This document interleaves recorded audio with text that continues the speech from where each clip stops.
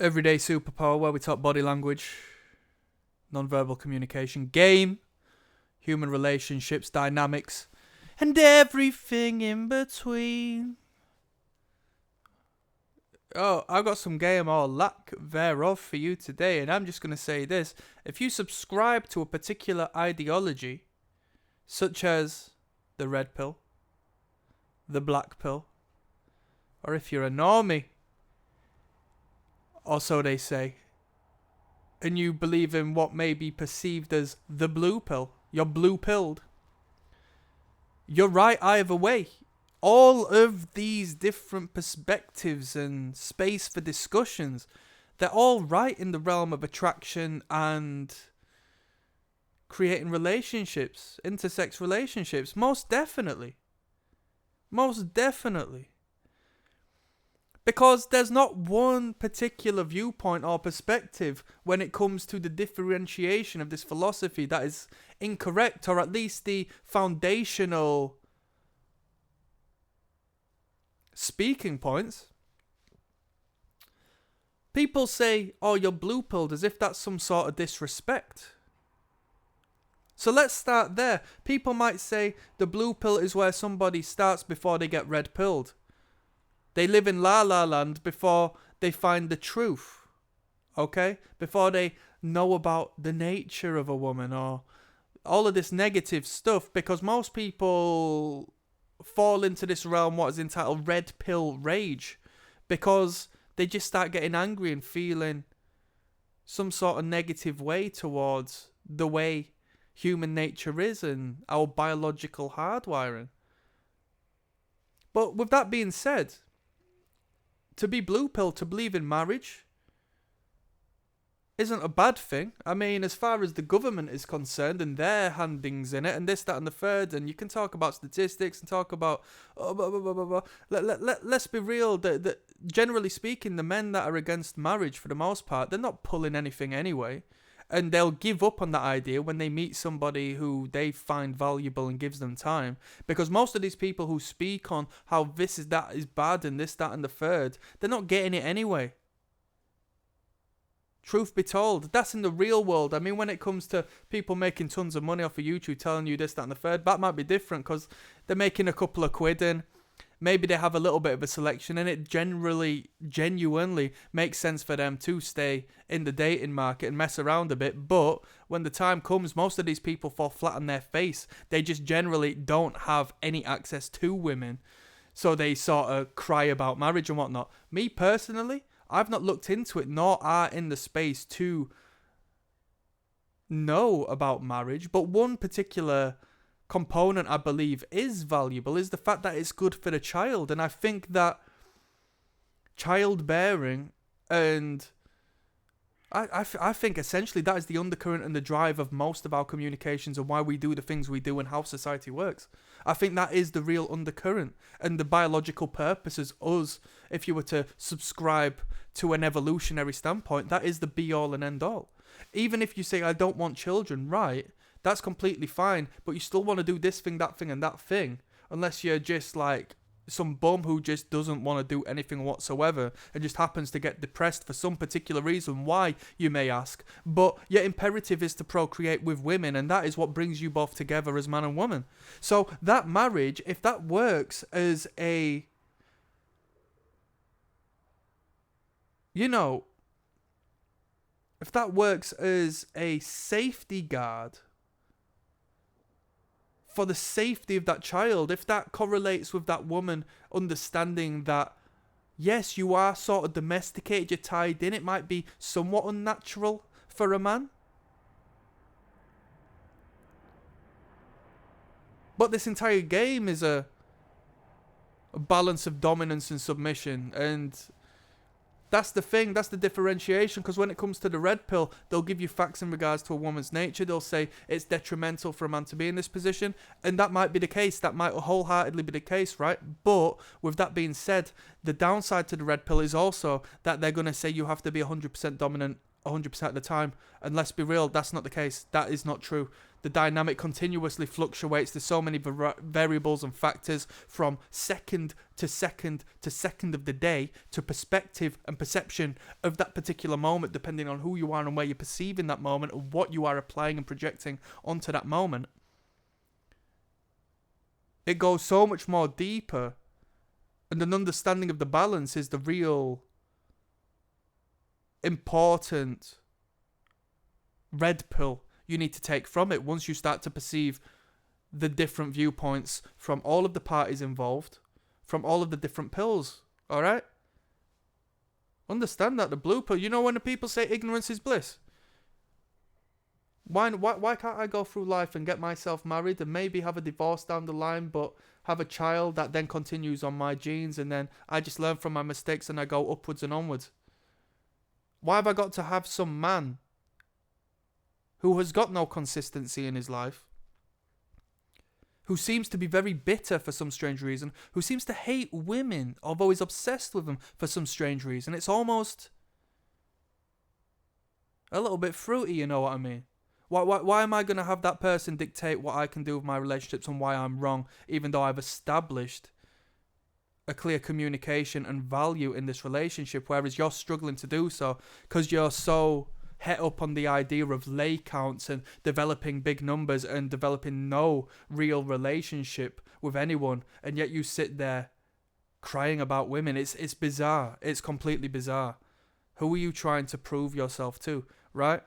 So that's what I'm saying as far as the blue pill is concerned. It's a right perspective. You could perceive it as the beta, yeah, but the beta gets women through his own means, because the beta is the provider. The beta is the father figure. The beta looks after children, is comfortable to be around, should be a confident man regardless, and should have the capabilities of a good man, of a good father. He can look after the woman, he can be the head of the household, he can still be the head, he can still be the leader, but just through a different lens as to what people in the red pill believe. Now let's talk about the red pill. There's nothing wrong with it, but there's several layers to it, and when you initially get into it, it's like going from 0 to 100, because you start to see things differently, you start to perceive things differently, and the way you see things aren't wrong.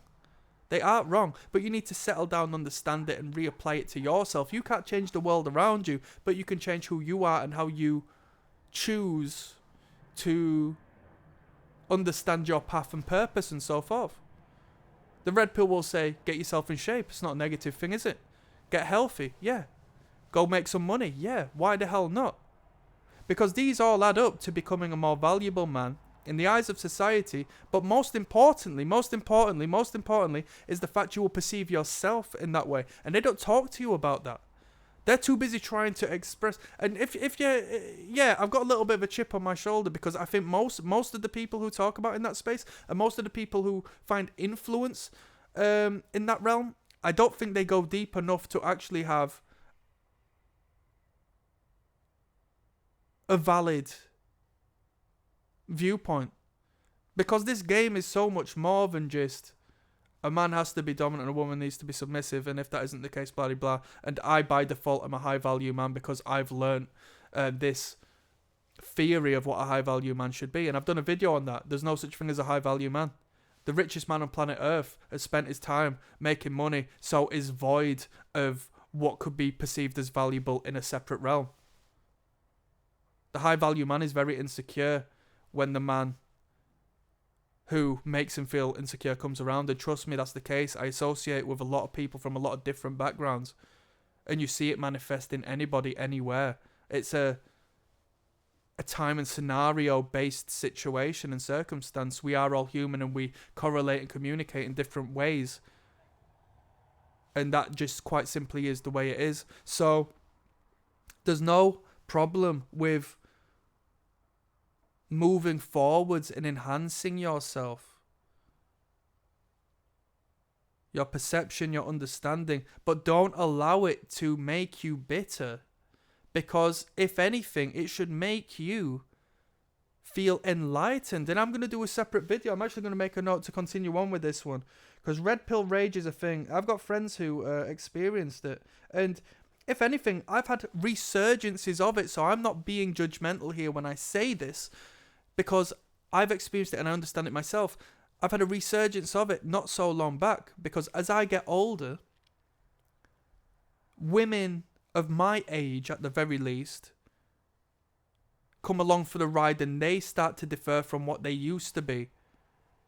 And you start to understand, you know, I'm not making this channel to be negative about nobody, so I'm not going to rant and rave about it, but there are some changes in the sexes as we grow older.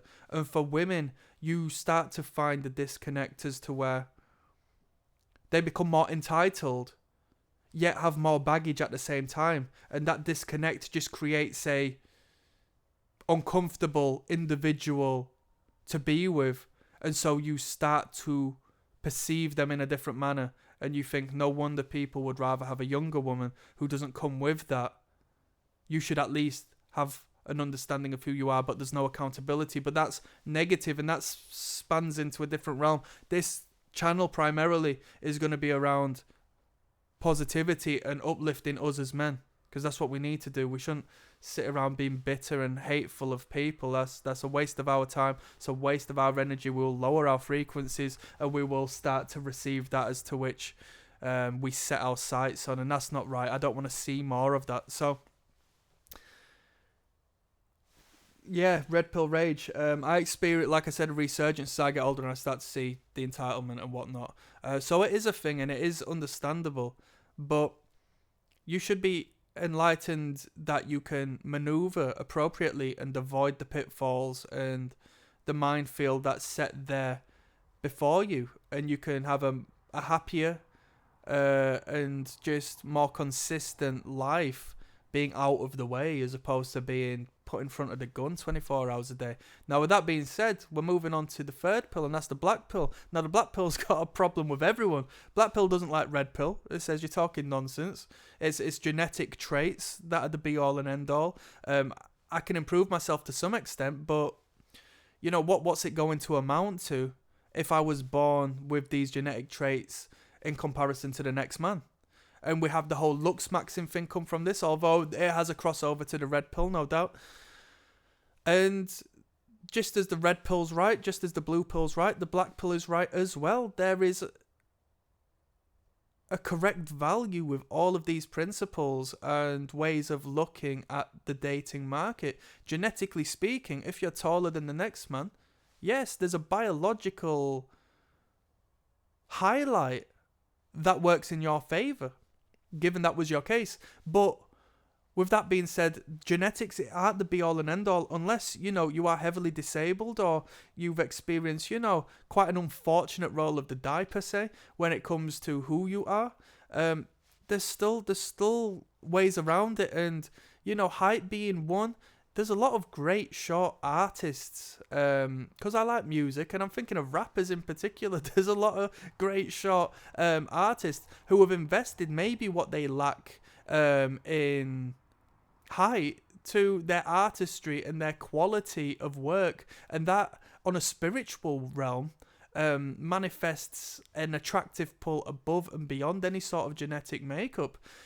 Yeah, they may not receive the first glance as they're walking down the street, but when they are where they are understood, that lack thereof has manifested itself in value, or at least they've allowed it. They've not sat down and just thought, my life is over,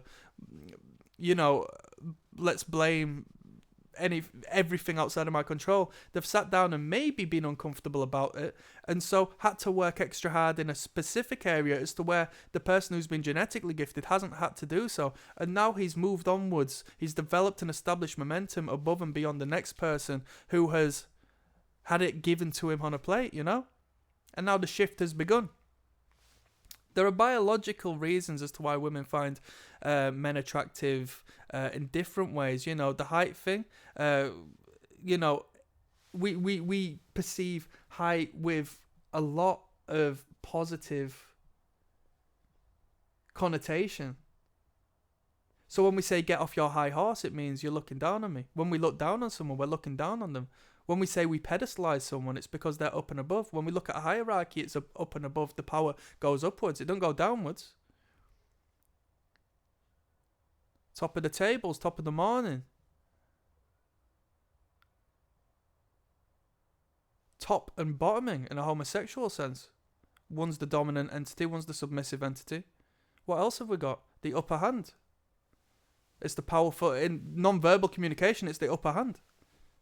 What else have we got? You see where it is? It's a symbolic position to be in, but that's speaking purely on height. From here, we've got genetics, so symmetry and asymmetrical bodies and so forth. Naturally, a woman is going to be more attractive and attracted in the realms of symmetrical, let's just call it facial alignment. Okay? I'm not blessed with that. But I don't spend a second of my day caring about that because I got a purpose and a higher purpose. Now, this is the thing. If you're not overtly disabled, if you're just like a bit down in the dumps because of your big ears or your big nose or your nostrils or your teeth or this, that and the third, just get on your grind and you will realise slowly and surely it doesn't amount to much, because not only will you become a magnet within the field you're in the realm you're in, because you will excel and utilise that energy to drive you forward with what you need to do as a man, as a human being, as somebody who has got a purpose, but you will just completely forget about it and minimalise these particular areas of your insecurity because your mind's elsewhere. You think, who cares about that? Especially once it starts to correlate with you actually attracting people, because women are going to come to you and be attracted to you because you're achieving something, you're attaining something, and you're the man, you know? Whereas most of these men aren't doing these things, but you are. And then once that gets confirmed by your reality, oh, women are actually attracted to me, you just start to forget about that crap. It just does not matter anymore. And, you know, like I've said in earlier videos, if it does come down to your teeth or something, just get your money up and get that sorted out. I won't go as far as getting surgery elsewhere. You know, I understand the teeth, probably, you know, in your best interest to get sorted out. But as far as the rest, your body and your bone composition has created this entity of yours. You should just wear it, man. Just wear it. Because it's not going to rid of your insecurity. You're not going to change your brain by getting the external and the superficial changed. You're still going to be obsessive, right? Not only that, it'll create an uncanny valley because your bone structure has made what it's made purposefully. And now you've changed what once was, and people are going to feel there's something a little odd about you. And it's the fact that you have changed what the universe has given to you. But with that being said, you're right. You're right. The black pill is right. And the black pill is right looking to the red pill saying, you're chatting crap. You're telling me that this beautiful woman's going to be attracted to me if I just go to the gym. No, that's not the case. Trust me, I love the gym. I think that's one of the weakest arguments. Just get in good shape. That's like one of the weakest means of attracting women. It's superficial. You can't communicate better. And if anything, generally speaking, it'll just create more psychological problems, whether that be dysmorphia or, you know, highlight and enhance insecurity. It will teach you incredible lessons outside if you perceive it as such. You will learn about hard work, you'll learn about sacrifice, you'll learn about failure, you will learn about consistent building creates momentum and compound interest creates something. So if you understand it as such, then it creates real value. But basing it purely on highlighting, enhancing your physical appearance to attract more women, it generally won't be the case. If anything, it could make things worse because you're focused so internally that you forget to look externally. So there's the red pill, there's the black pill, there's the blue pill. Blue pill, you got your beta, which isn't a bad thing. If you're getting women and you're playing a beta position, i.e. if you're tricking and this and that, you know, not everybody's built to be a leader. Some people are meant to be followers, and that's not a bad position because you relieve yourself of the weight of being a leader. It's all balanced. What position you play, if you play it up in a positive and good manner, in an effective and efficient manner, and you see it as such, you're always going to win. So you got your blue pill, you got your red pill, i.e. your alpha, but the whole thing is, are you an alpha male if you have to attain it through hard work? You know, are alpha males built? Are leaders built? Or are they born? You know, that's a discussion for another time. That's up to you. Because a pimp, when I say a pimp, I mean those with the pimp psychology, those who are understanding of pimpology and whatnot, they say a pimp's born. You know, they're not made. Understandable. And then you got the black pill. You're a bit morbid. You're not getting women, this, that, and that. You're blaming everything aside from yourself. Just go out there and do it. I know it's a lot harder than that, a lot more complex than that. I'm not going to spend too much time on you a lot because I agree with you in what you say. I agree with you in what you say, and we spoke on that. Understanding of all three and application of all three, there's nothing wrong with that. When we speak on the black pill, we speak generally of genetic traits. Because that woman needs to look to that man to know that her offspring is going to have the genetic makeup to ensure he can continue breeding onwards and onwards. So that's the undercurrent of why that woman is searching out for that genetic, benefit of that man. There's two sorts of man. There's the genetic, and then there's the provider, the provisional. She will cheat on the supermodel with the man who can provide for whichever realm. And she will cheat on the man who can provide with the genetic, with the supermodel. That's the way it works. Divine balance. And on that note, I'm signing out. I upload every day, so click subscribe. And alongside that, I've got 2 links down in the description. One will take you through to the catalogue of body language. It's a YouTube playlist, over 220 videos I've compiled of how you can read people through their non-verbal behaviours. Second to that is the Patreon. Bada bin, bada bin. Attraction, repulsion. I'll break it up. I'll show you how to perceive it in real life. You'll take it out. You'll never date in a bad state again, alright? You'll always put yourself forward in the best manner. You'll read her. You'll know that she's into you. You won't learn that elsewhere. I'm signing out. Peace.